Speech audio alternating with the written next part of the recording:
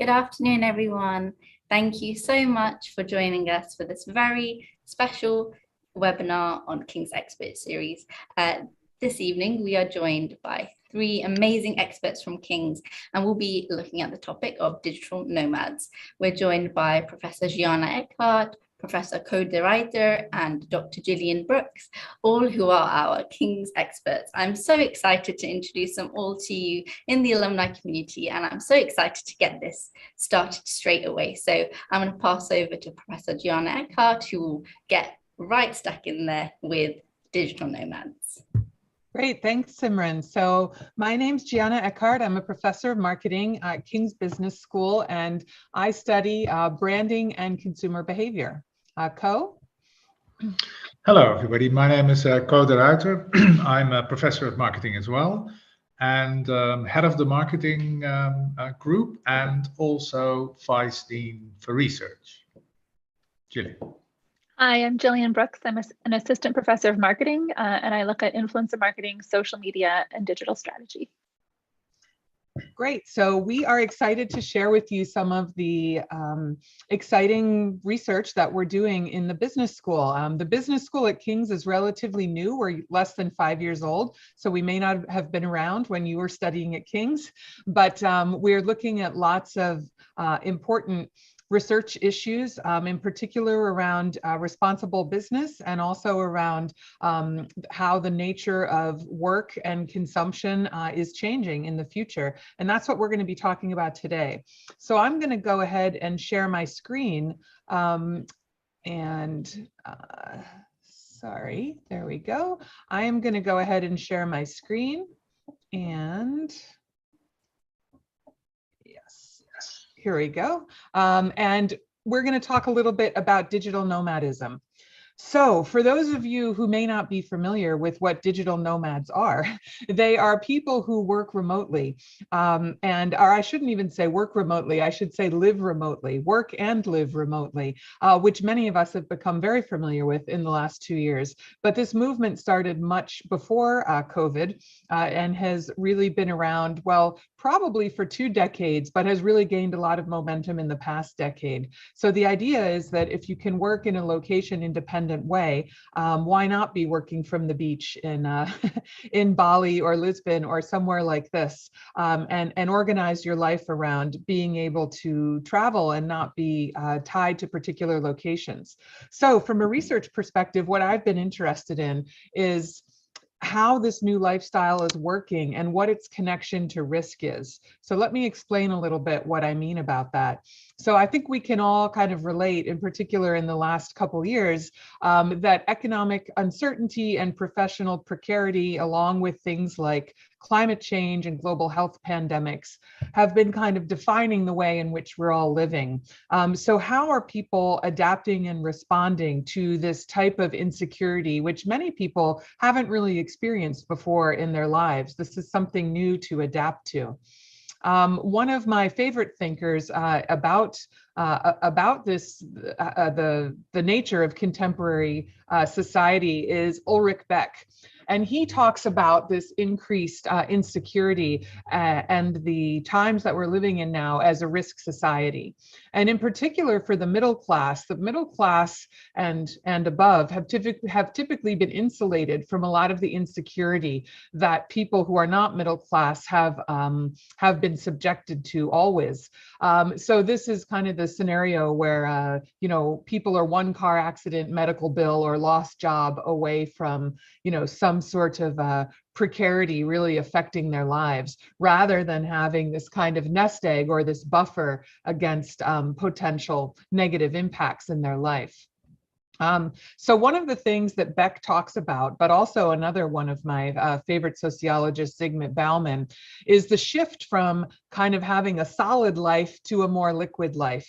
And so you can see in this picture in the left corner here is kind of the stereotypical nuclear family with a mother and a father and 2 kids, that they're in front of their house, which they probably own, having a barbecue, and everything is looking quite 1950s style lovely. And the idea is that this type of life is what's typically called a solid life. And what that means is that Someone, if you have a job, you would stay in the same job for your whole career. You would own a home, maybe in the same neighborhood for your whole adult life. You would go to the same church and interact with the same community, and you would form strong bonds. So everything in your life was kind of very solid and you could really count on it. And the shift in this new risk society is more away from that type of solid life to a more liquid life. This is the metaphor that is used, which basically refers to the fact that people need to switch jobs. They need to switch cities in order to move up, in order to stay relevant, in order to be successful. Doing things like owning a home is increasingly out of reach. I'm sure that you've read a lot about this, in particular for millennials. And for those of you who are millennials, you may be experiencing this yourself. But that even people who still want this type of solid life, it's increasingly out of reach. So what's kind of happening in this risk society here is that we have the ways in which people would deal with insecurity in the past are no longer really there anymore. So in other words, trying to accumulate assets to buffer you from these new forms of precarity that are around. And so some of these other images on the screen that you can see are examples of this. So the image in the middle that says Family Romance LLC is a wonderful film by the filmmaker Werner Herzog. And it's a fictional film, but it's based on something that is quite common in Japan, which is the fact that you can rent family members. So in other words, if you're going to a wedding and you don't have a husband, you can rent a husband to take to the wedding. And in Family Romance LLC, a woman rents a father for her daughter because the father has disappeared and she thinks her father needs one. And so she rents a father to come and see the daughter every weekend. And as you can imagine, they start to form a relationship and thus complications ensue.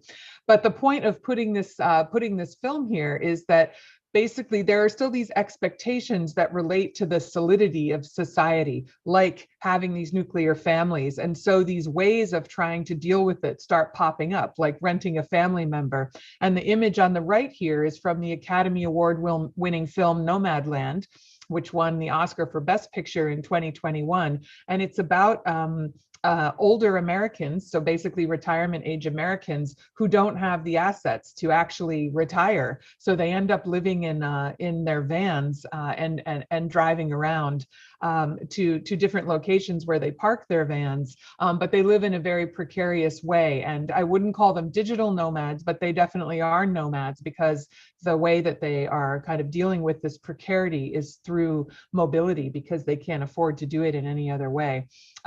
So these are just some examples here of kind of this shift from solidity to liquidity and how some ways in which society are some changes that are starting to happen to try and address it.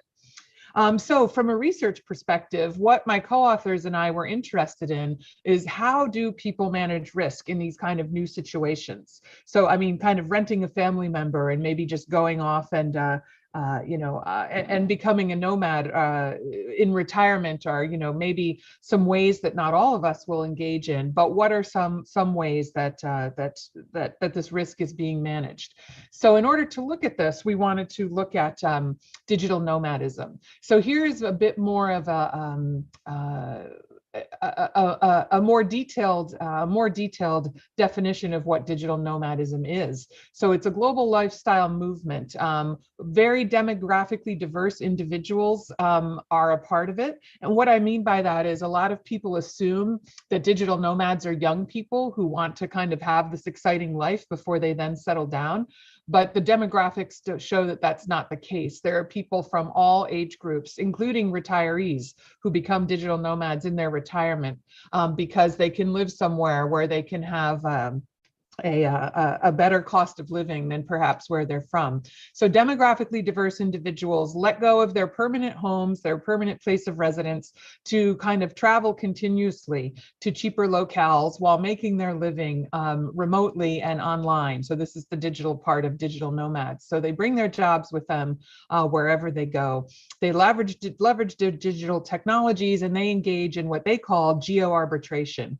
So in other words, they find places that are cheaper to live typically than their home countries, but have very strong digital infrastructure. So Bali is a digital nomad hub, Chiang Mai in Thailand, Lisbon in Portugal, Budapest these are all kind of some quintessential digital nomad hubs because they're cheap places to live, but yet they have the infrastructure that's needed to live like this.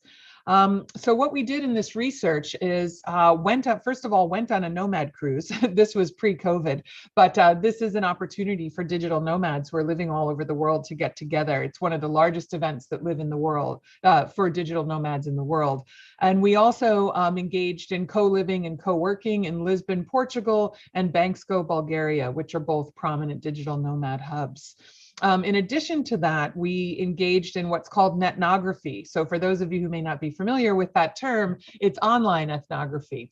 So we went to different Slack communities like Nomads Talk and the Nomad List, Reddit threads, YouTube channels, blogs like the Digital Nomad Soul, the Nomad Capitalist, Making It Anywhere, where a lot of the conversations about how to be a digital nomad are taking place.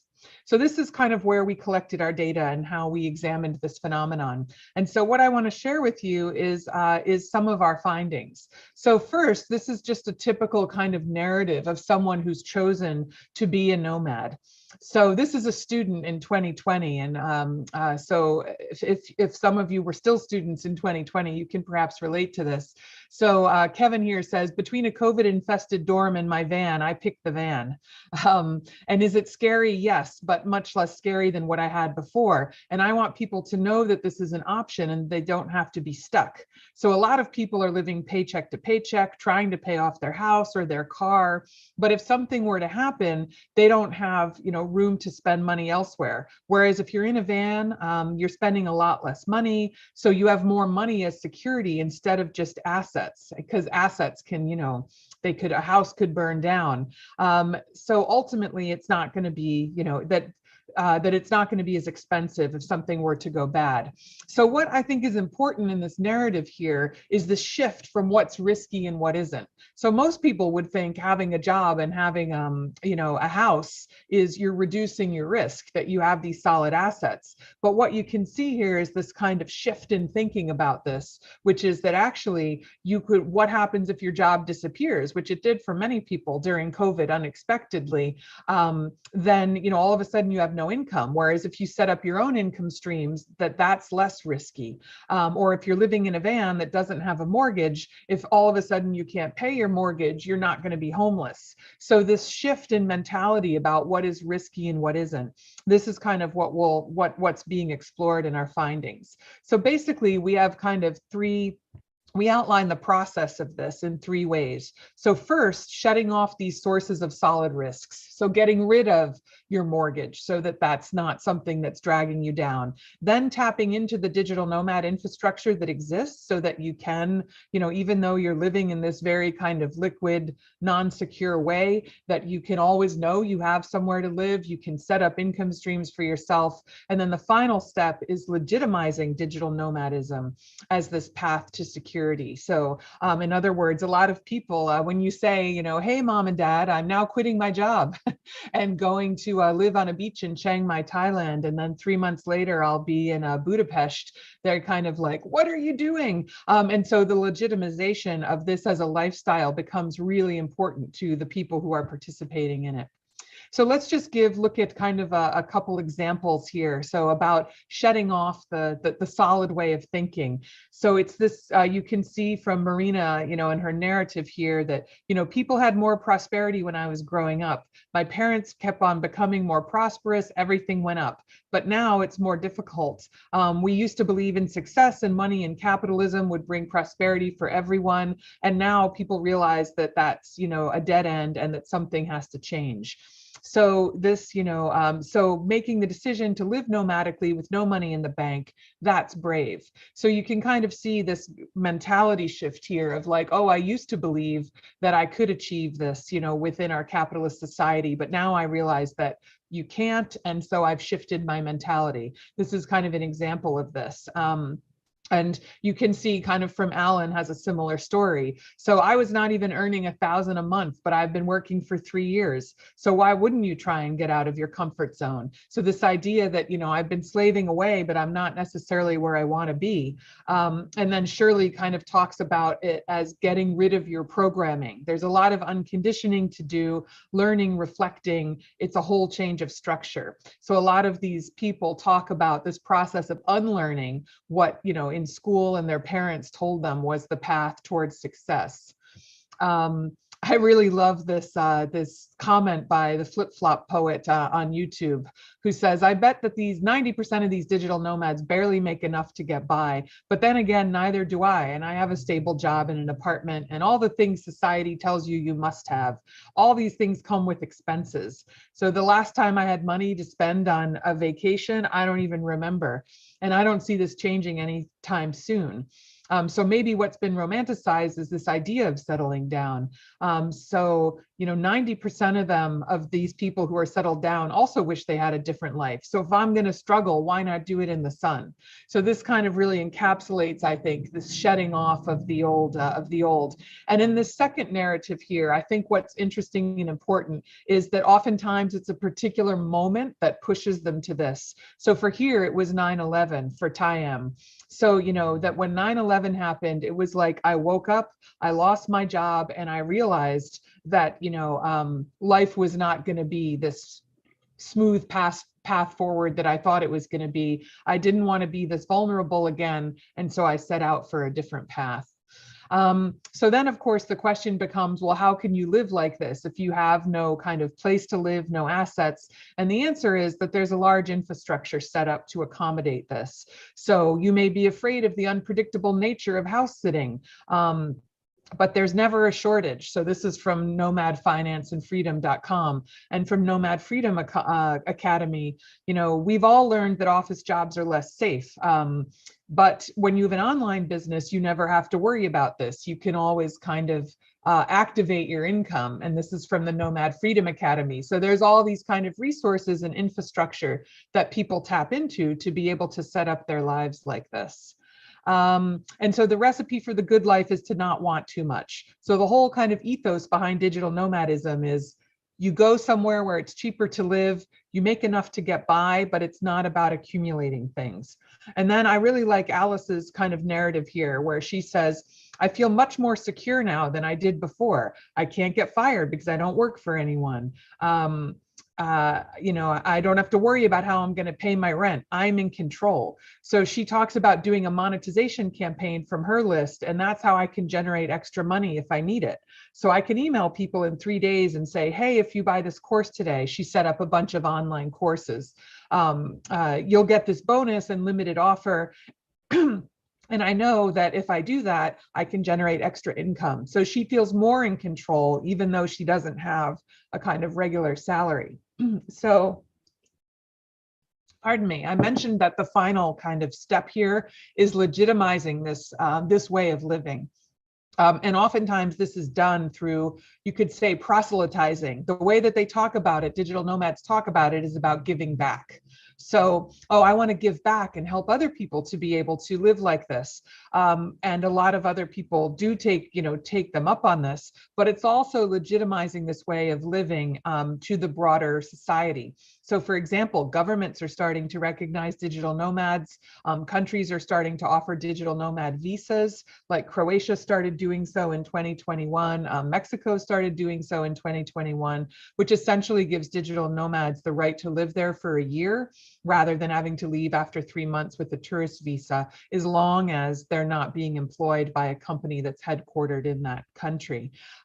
So this kind of, these conferences, these cruises, these webinars, they're all legitimizing this so that that other people and entities like governments recognize this as a legitimate way to live.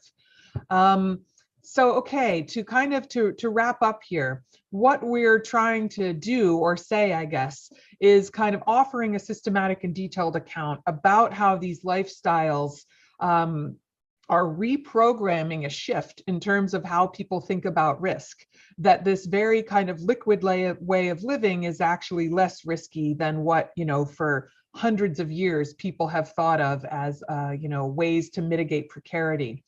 And one of the ways, so a lot of people, when I talk about this, kind of say, well, but I mean, how many people are actually going to throw in their whole lives and go and live like this? And it's not necessarily that this is the beginning of a trend where everyone is going to be doing this, but I like this term that Thompson, who wrote the book that you see on the left, uses, which is canaries in a digital coal mine. Digital nomads are on the forefront of this. So even though if a lot of us may not necessarily do this, I think we can relate to perhaps a lot of what I've been saying, because a lot of us have started to engage in remote digital work over the past couple of years, even if we didn't set out to be digital nomads. So we can kind of get a sense of what this disembeddedness from the normative can feel and look like. So a couple things that I thought it might be interesting to discuss in the discussion, and of course we want to hear all of your comments and questions as well, but is how sustainable is this? Is this something that can last over time? What are the long-term consequences of managing risk in this kind of liquid way? So what I'm implying here is that, what about when all these people hit retirement age and have no retirement assets? What implication is that going to have on kind of a global scale for taking care of older people, for example? That could be one question to discuss. Many digital nomads are able to live like this, not necessarily because they come from privileged backgrounds. A lot of them don't, but they come from countries where they can travel easily with their passport. So how is this experience of being a digital nomad kind of shaped by these type of factors, these demographic factors? So nomadism is increasingly becoming more common as a way to navigate life. As I mentioned before, governments are starting to recognize this. Oh, and Digital Nomad Association is currently lobbying the UN to be recognized as a nation. So it would be a placeless nation, but the idea is that from a tax perspective, they wouldn't be beholden to pay taxes in a particular place-based nation. So let's see what happens there. But with all of these kind of innovations, are we on the brink of remote workers scattering across the globe? I think this is interesting to think about. One of my friends who works for Meta was just telling me the other day that they were told, all Meta employees around the world, that they can choose where they want to be based from. So she recently chose Spain, and she'll be moving to the Meta hub that they're building in Madrid. And everyone on her team chose different countries. So she won't be with her team, but you're able to be located in whichever country you want. So I think this is kind of an example of, are we on the brink of remote workers scattering across the globe, is kind of an interesting thing to think about. So thank you for listening, and I am excited to hear your thoughts on this. But what I would like to do now, before we start the Q&A, is turn the floor over to my colleagues, Ko and Jillian, who are going to tell you a little bit about their research as it relates to some of these ideas relating to kind of what is the future going to look like from a marketing and consumption perspective. So Ko, please go ahead. Well, thank you. That was really interesting. Thanks for giving me the opportunity to zoom in on my research as a professor of marketing. It's really about trying to understand how organizations can strategically deploy different realities for enhancing the customer experience. So in Gianna's words, reality has become a very liquid phenomenon.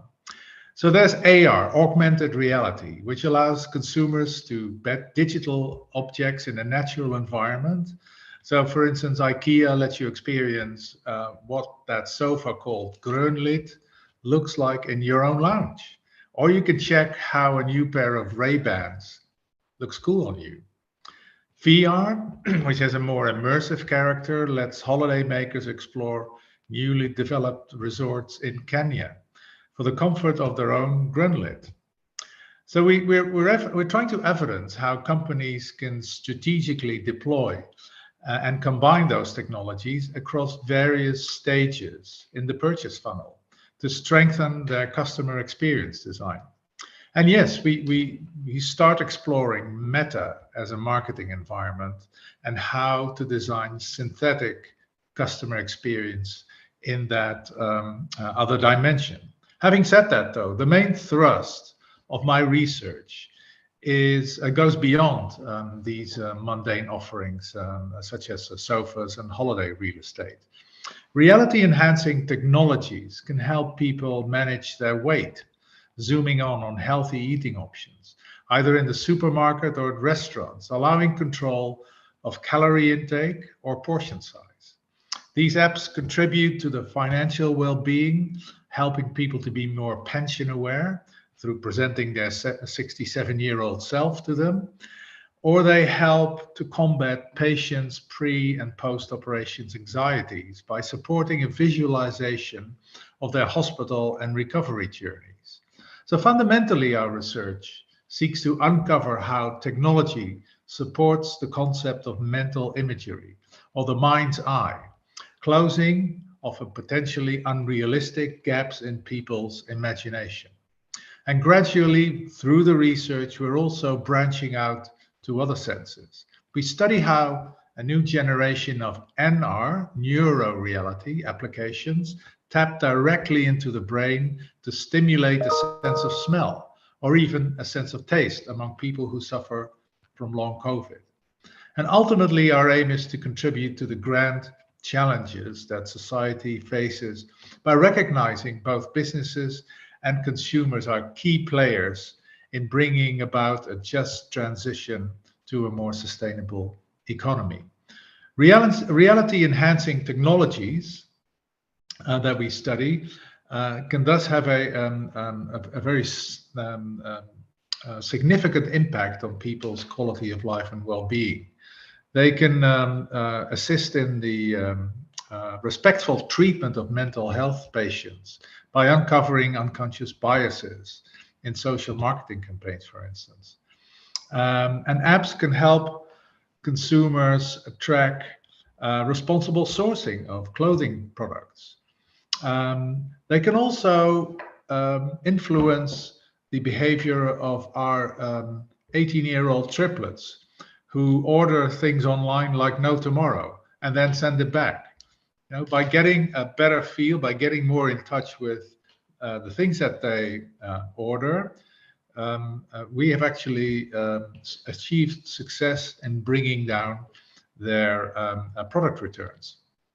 Now, zooming out, as a vice of research, I've been working on an Institute for Responsible Business because I do feel, and I'm not alone in the business school, that as a business school, we can contribute to making the world a better place. King's mission for the next 10 years to come. And we're focusing on sustainable consumption, sustainable and responsible supply chains, purposeful leadership, and accounting and financial flows through reporting and management of ESG.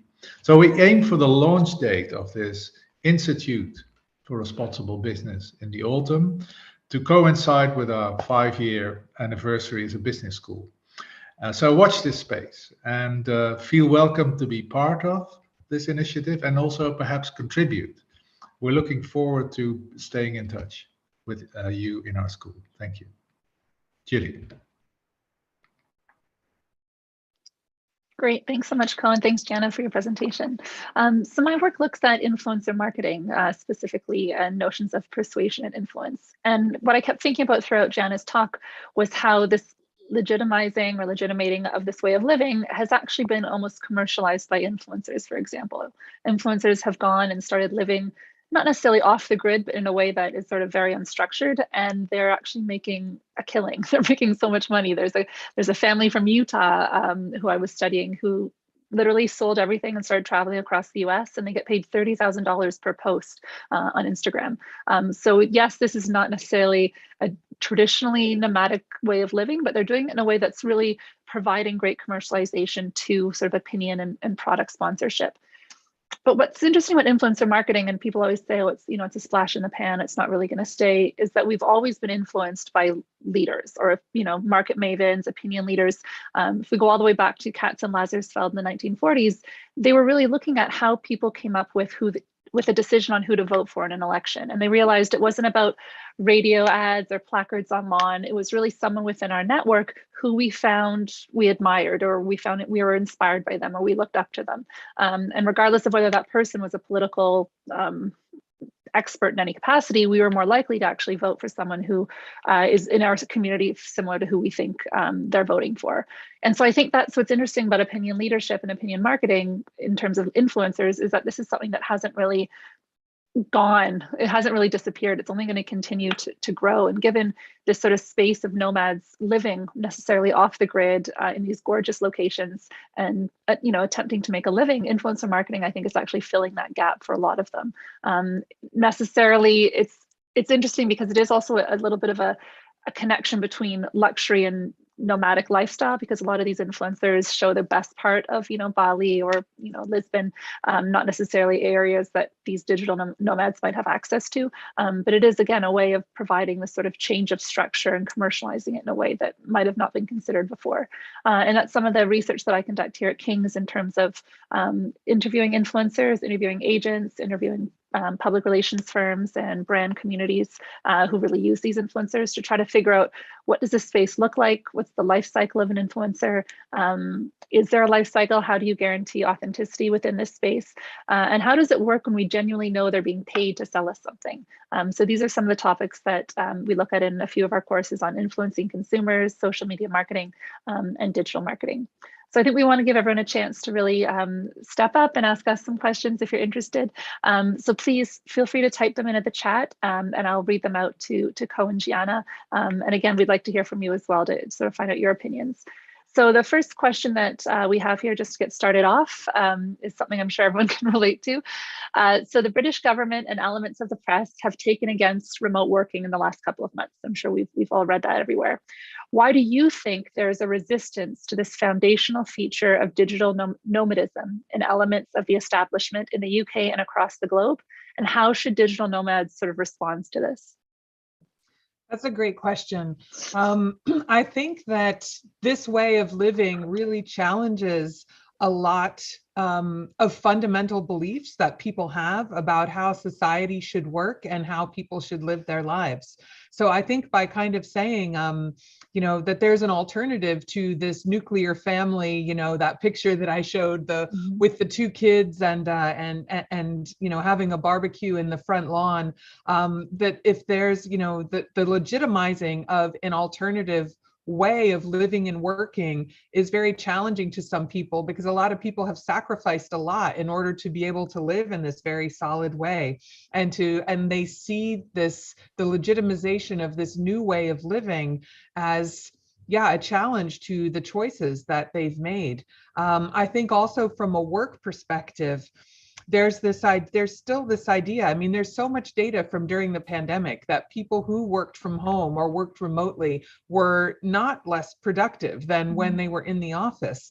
But somehow there is still this idea that we won't be capturing synergies, and we won't be, as fruitful as we could be as an organization if everyone is just left to do kind of whatever they want from wherever they want. It really does challenge, the investment in real estate that so many companies have made in such expensive parts of cities. And if you kind of just say, well, it doesn't matter, you can be sitting on a beach chair on a beach, and it doesn't matter where you are, then again, it's sort of, it really calls into question all those investments that have been made. So I think that this lifestyle really quite challenges kind of fundamental beliefs that people have about life and work in society. And I think that's why we've seen this pushback that that the person who asked the question mentioned. Cody, do you want to add anything, or should I go to the next question? I think your microphone. Sorry about that. I'm fascinated by this tension that we see now happening between big corporates requiring their employees to get back, to sort of justify the investments. Governments are wanting civil servants to be back in Whitehall. I'm wondering whether this tension will ultimately create sort of a cultural divide between people, and with no certainty around what the outcome might be. I agree. And I think actually that leads really well into the next question. The focus has been on people in more precarious positions with no assets, which you mentioned, Gianna, during your presentation. So is digital nomadism something that doesn't make sense for people who are high earners, people with assets and the freedom to work digitally anywhere they want, or is it more for sort of remote workers? That's a great question. I think that it does make sense for people who have assets, and in some ways it makes even more sense. So for people who do have assets, what they tend to do is Airbnb or rent out, the different homes that they may own in different places. And in fact, digital nomads who do kind of accumulate enough to be able to invest, like in Bansko, Bulgaria, which is one of the places that I mentioned that we did our field work.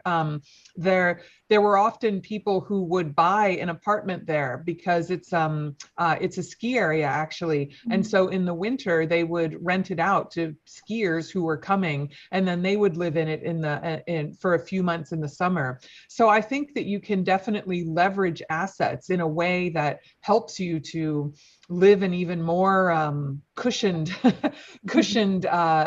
precarious or liquid life as a digital nomad. So I think it definitely can work for people with assets as well. And I would add, but when we say assets, not just kind of, people who own homes or cars or things like this, but also a lot of people assume that this is not for people with families, for example, but there are definitely couples who do this. There are couples with children who do this. With international schools existing all around the world, they can put their kids in international schools in different places, which oftentimes have the same curriculum. So it's not necessarily a barrier to doing this. Just if you have, trappings of solidity in your life, whether that's children or houses or whatever. So I think it definitely can be an option, and sometimes an even better option for people who have those things. Yeah, that moves on to the next question, which I mean, you sort of answered it, whether it was good for children to be in this digital nomad scene in terms of not having a solid base and sort of being moved around quite a bit. Yeah, I mean, again, this gets back to, I think, the point about really challenging people's beliefs and what is a right way to live, or what is a right way to bring up your children. I mean, yes, I think there is research that shows that children thrive on stability, and, but at the same time, I think a lot of people within the digital nomad community say, well, my children are being introduced to so many different cultures at a young age. They understand that there's inequality in society because they've seen it, whereas a lot of children don't see it until much later in life, when their kind of beliefs about how they should live their life are perhaps more solidified. So I think they would argue that there are benefits to kids from, being exposed to the types of things that they are at a young age from living like this. No, I agree. And those influencers who've done this with their families, they say the same argument. They're either homeschooling or they're doing international schools, but these kids are getting exposed to such incredible experiences that they wouldn't have had anywhere, or they only read about. So there's one thing to talk about stability, but then also, what an incredible experience for these kids as well. So the second question from that one that follows down is, I would advance the hypothesis that the attractiveness of nomadism could be the result of a weakening of the social ties and securities in countries from where digital nomads come compared to the second half of the 20th century. Can't we also see nomadism as the result of failed security in countries? A small question. Yeah. So that question definitely echoes the view of Ulrich Beck, who wrote that book called Risk Society that I mentioned. this is exactly the kind of shift that he's trying to capture. That so the idea that we've kind of shifted from more solidity to more liquidity isn't necessarily a positive story. I mean, this has resulted in a lot of less kind of security and more precarity for a lot more people within the types of countries that digital nomads come from, in comparison to the way that life used to be. So in many ways, I think a good way to characterize the digital nomad movement is that it's a way to manage this. So it's not necessarily that this is something positive. I mean, it's, yes, the societies have really changed, and in particular, social safety nets have really gone down in many countries. You know, in the past, certainly in the past 20 years or so, maybe even longer. So digital nomadism is more kind of a way to manage this and a response to this. So I think that general point about the shift that's happened in societies is spot on. So this one comes again more from a fundamental perspective. So it feels high risk when thinking about physical security and becoming a digital nomad. Maslow's theory considers the physical security needs of people as a major building block to reaching fulfillment. So is this now being challenged, or do you think we're settling for less? Yeah, so great question. In terms of physical safety, I mean, I kind of, I went through the presentation quite quickly so we'd have time to chat, but so I didn't get a chance to talk about a lot of the details, but a lot of the reason why digital nomads are attracted to these different hubs is not just because it's a lower cost of living and there's digital infrastructure, but also because there's other nomads around. And that's why things like the Nomad Cruise that I mentioned is so popular. So from this physical safety perspective, I think there's this idea that there's safety in numbers. So even though you might be, somewhere that you don't necessarily know people. And so in that sense, it could be more dangerous because you're by yourself, especially if you're a woman. These particular co-living places that are set up in these hubs, you get there and you're immediately a part of a community of like-minded people. And digital nomads really, really seek this out. Part of it is the legitimization, but part of it is also related to this physical safety point, I think. So there's kind of strength in numbers is a huge characteristic of this movement, even though people have kind of given up being near their families and a lot of their friends that they grew up with to do this. So in some ways, it seems like it's very an individualistic thing to do, but there is a huge kind of group and community component to it. I think adding to that community question or community element, here's another question. The Maasai in Tanzania and Kenya have lived this way all their lives, off course without the digital element. Instead, their income is based on livestock. So as they normally live in an area for 6 months at a time, do you think this will be a similar model for today's digital nomads? That's a great point. I have some of my research has looked at kind of traditional nomads and how and the connection between traditional nomads and what's happening now, which is really, really fascinating. So I think, so yes, your point is that the cycle for a lot of traditional nomads has been that kind of 6 month cycle, but that was often determined by weather and, and how, the eating cycle of the livestock and things like this. For digital nomads, the cycle is oftentimes more determined by things like visa and taxes. So if you're on a tourist visa, for example, which you typically are, unless you're in a country that has some of these new global nomad visas, which does give you the right to work, you oftentimes have to leave, after say 3 months, sometimes it's 6 months. From a tax perspective, oftentimes you can't be somewhere more than 6 months, or else you would be obligated to start paying taxes in that country. So a lot of, what determines the nature of the cycle tends to be attached to those types of concerns rather than the more weather-based determinants of the cycle for traditional nomads. Ko, did you want to add anything for this question? Maybe I'm not referring to the Maasai or to the Aboriginals in Australia, but our community of distance learning students, pointing to the fact that there may be experiences that are better conveyed and experienced in situations where students are, at a certain place. Instead of, I think one of the question is, can you be a student at KBS from a beach in Thailand? Be nice. I guess but I'm not sure whether it's the optimal experience. Right, exactly. No, I mean, that goes to the next question, but could you be a student in Thailand, a KBS student, sorry. Do you find that digital nomadism is field specific in that it might not work in finance and marketing? It might, work in finance and marketing, but not in health or clinical research? Yeah, that's a great question. So I would say that pre-COVID, when we started this research, that is definitely what we saw. So we saw a lot of people who worked in tech, for example, being able to do this. But yeah, somebody who worked in health, for example, not being able to do this. But this has switched a lot. So think about all the telehealth that exists now. So if you are a doctor or a nurse, you can do this remotely in ways that you couldn't even just a few years ago. And, people like yoga instructors, are now doing it online. And so what we've kind of seen in the past few years is that it's become less field specific. Let's put it that way. And I mean, even if I think about us in our job as academics, there was never this idea that we could teach from wherever. We always had to be on campus. And of course, we still are on campus. But there was, there was this period at least where we could have been teaching from a beach in Thailand. I'm not sure if any of us were. I unfortunately was not. But yeah, I would say that it's becoming less field specific over time.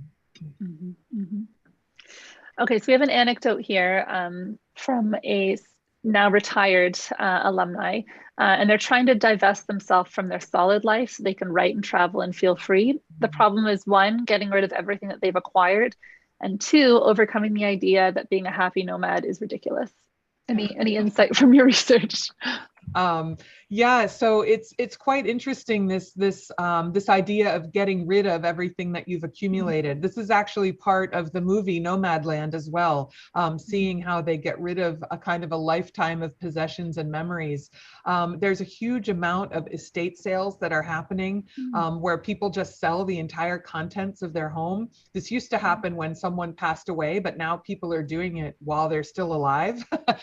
So this is like a trend that's really becoming much more prevalent. I think that sometimes people struggle with if they have children, with wanting to pass things down to their children and not necessarily just sell them and get rid of them all. So what a lot of retired people are doing now is asking the children, is there anything you want? If so, take it now.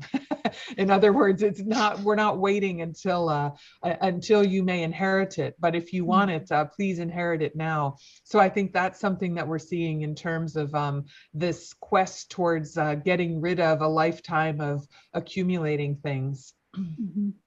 Strategic. We've had a few questions about taxation. So do you think the digital nomadism trend will affect the tax system in the UK and globally? And how do you think governments can solve this challenge equitably? That's an excellent question. So the tax element of this is a little bit outside of my area of expertise, but just simply from being immersed in this community and hearing kind of what they're saying about it and what they're trying to do about it. I mentioned before that the Digital Nomad Association is trying to lobby the UN to become their own country so that they can pay taxes to their own nation, to trying to see what the responses to this are. I think that there will have to be a response by the UK government and other governments. So I mentioned that, a couple countries started issuing visas. So Mexico, for example, in their digital nomad visa also has tax implications in it. So in other words, it says you have the right to live and work here for a year. You can renew that, as long as your employer is not a Mexican company and as long as you're paying taxes to the country in which your employer is located. And so there's not an obligation to pay taxes to the country of Mexico. So I would say that these issues are starting to be addressed by governments in these kind of small ways. But so far, these countries that have issued these visas and who are offering these kind of tax havens, if you will, are countries that want to attract people. So the Bahamas, Mexico, countries that lost a lot of their tourism income during COVID. And so think, well, we can gain some other income by having people here to work. Countries like the UK, which don't necessarily have that profile, I think it'll take them longer to start to make adjustments, but the adjustments are going to happen. I mean, this is something that's only gaining momentum, so it's not going to be able to be ignored much longer. Okay, so are the new forms of precarity that you described really new, or are they now just greater amounts of the same forms of precarity?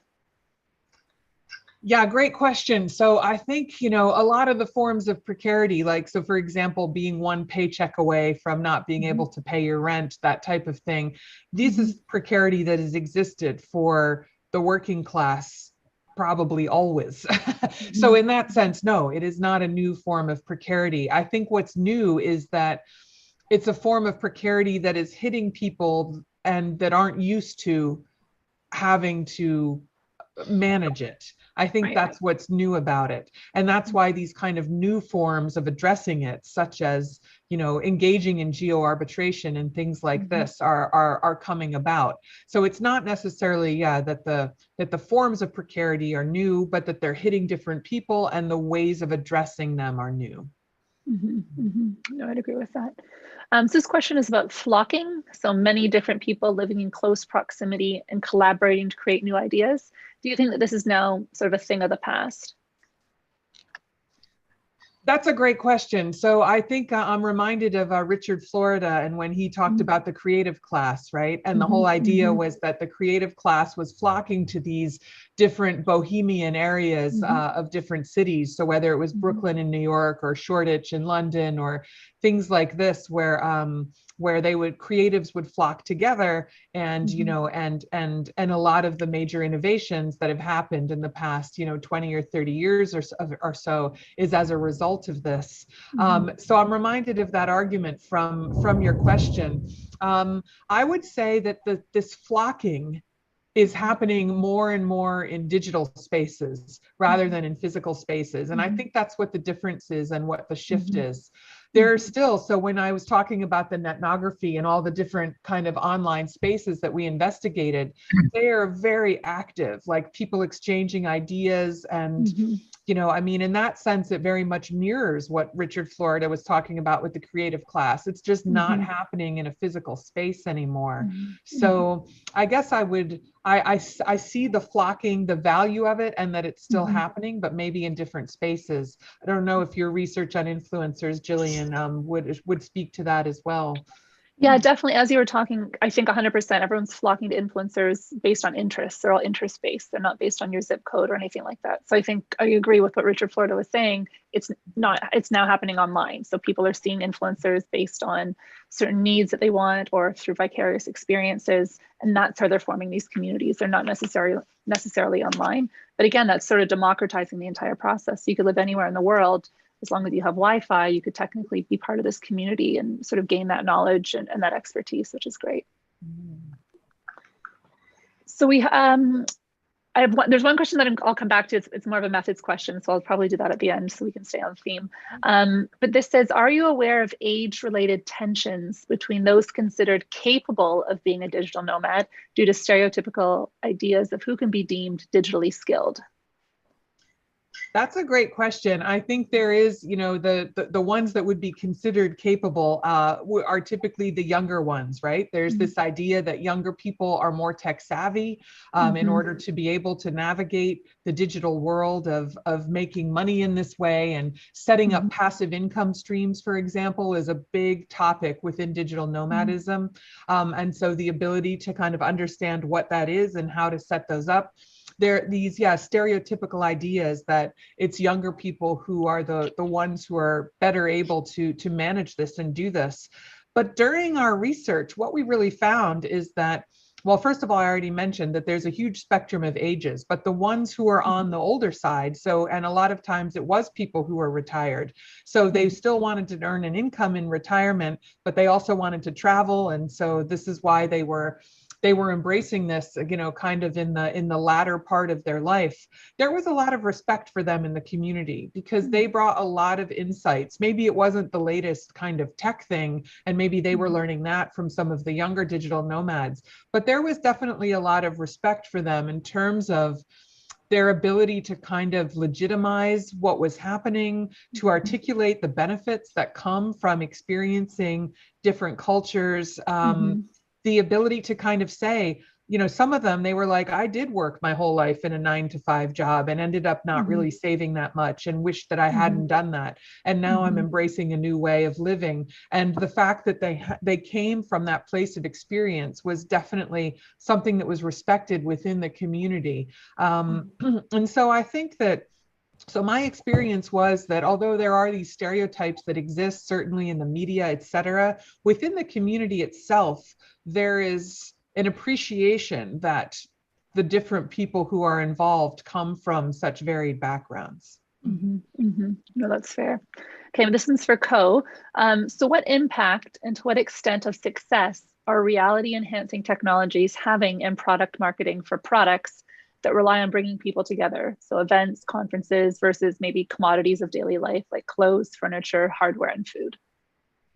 Yeah, well, I guess an example that comes to mind is a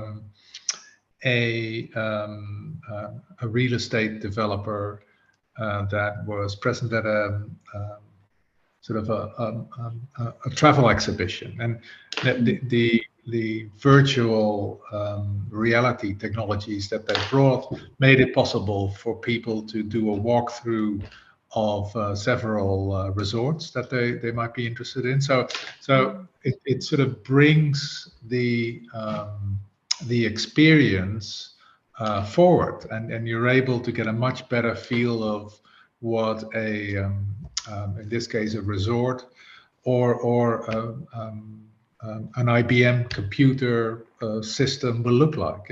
So especially for exhibitions and events, these technologies allow people to inspect products and services more up close and personal. That's a great point. So we'll just do just a couple more because it's 6:27 here. This is a bit of forecasting for you, Gianna. So have you examined how long various sections, have you examined how long various sections of the digital nomad community remain digital nomads? And have you carried out any mid to long-term forecasting? Technology has continued to change the concept of work as something we do rather than a place we go. And COVID has given us a large data set to draw from regarding mental health impacts and boredom with new environments. So what's next? Yeah. So there definitely are. So I have done some research with and talked to digital nomads who have given it up because we thought that was a good, contribution to the data set. So why do people who do this for a few years and then say, actually, I want to go back and buy a house and live in the village where I grew up and, and start my life in that way. So those people do definitely exist. In terms of more broader trends, I guess, to me, the whole movement is quite young in the sense that I think it's too early to say kind of what percentage of people are going to give this up. I think a lot of people assume that the trajectory is that young people will do this, and then when they want to settle down, get married, have kids, they'll stop doing it. That's not necessarily what the trajectory is.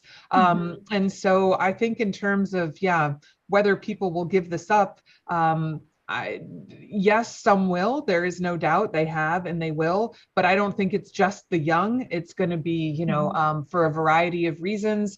And in my view, and this is what we've been discussing for the past, hour, in my view, that this way of living is only going to become more prevalent. And so, whether people can do it their entire lives, if they start being a digital nomad when they're, say, 22, I'm not sure, but I think we're only going to see more and more people embracing it. I think that honestly leads perfectly into our final question. Is digital nomadism a good thing? Why or why not? How do we see this shaping up? So this is, as researchers, we try and remain objective. Yeah, exactly. I guess so. Yeah, I think so. Let me say that some of the criticism of digital nomadism is that these are people going into places like Bali and Chiang Mai, Thailand, you know, utilizing the resources that are there and then leaving 3 months later. And, you know, in addition to that, how sustainable is it to keep flying around the world?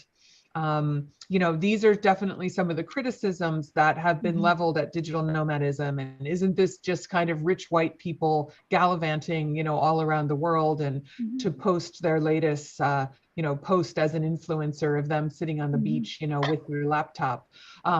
So these are the critiques that have been levied about it. And a lot of digital nomads, I will say, they've started up different volunteer communities in some of these hubs so that when the digital nomads are there, they can volunteer to contribute to the well-being and you know, cleaning up things like this within the cities that they're, or the areas that they're in at that time.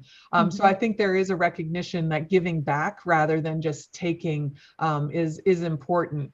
Overall, I would say that the shift from living in a solid way to living in a liquid way, it definitely can result in more precarity, but it can also result in really interesting opportunities and new ways of thinking about how life can work. And in my view, I think that that's exciting.